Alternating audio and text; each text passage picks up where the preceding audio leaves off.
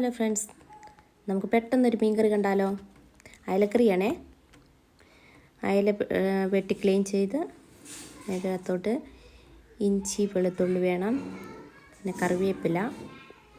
ഒരു ചട്ടി അടുപ്പത്ത് വെച്ച് ചൂടാക്കി എണ്ണ ഒഴിച്ച് അതിൻ്റെ അകത്തോട്ട് കടുക് ഉലുവായോടെ ചേർത്ത് അത് പൊട്ടി വരുമ്പോഴത്തേന് ചതച്ച് വെച്ചേക്കുന്ന ഇഞ്ചി വെളുത്തുള്ളി എല്ലാം ഇടാം, കറിവേപ്പിലയും. അത് കഴിഞ്ഞിട്ട് മൂത്ത് വരുമ്പം മുളക് പൊടി, ഇഷ്ടമുള്ള കാശ്മീരി ഉണ്ടെങ്കിൽ കാശ്മീരി, ഇല്ലെങ്കിൽ നല്ല മുളക് പൊടി, എരിവുള്ള മുളക് പൊടിയാണെങ്കിൽ കുറച്ച് മല്ലിപ്പൊടി ചേർക്കാം, പിന്നെ കുറച്ച് ഉലുവാപ്പൊടി എല്ലാം കൂടി ഇട്ട് നന്നായിട്ട് മിക്സ് ചെയ്യുക.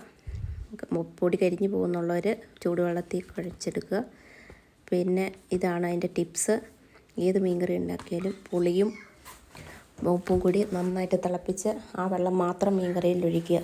അപ്പോൾ കറിക്ക് നല്ല ടേസ്റ്റ് ആയിരിക്കും.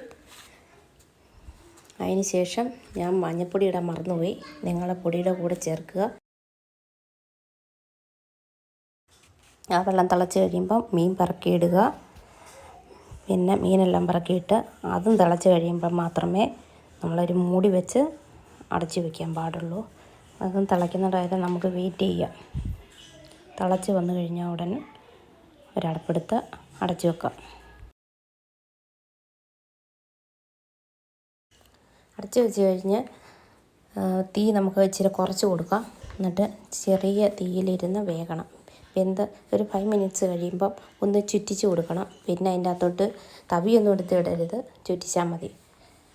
അത് കഴിഞ്ഞിട്ട് വീണ്ടും അത് അടച്ച് വെക്കണം. അടച്ച് ഇച്ചിരി പറ്റി കഴിയുമ്പോഴത്തേന് തുറന്ന് നോക്കുക, തീ ഓഫ് ചെയ്യുക.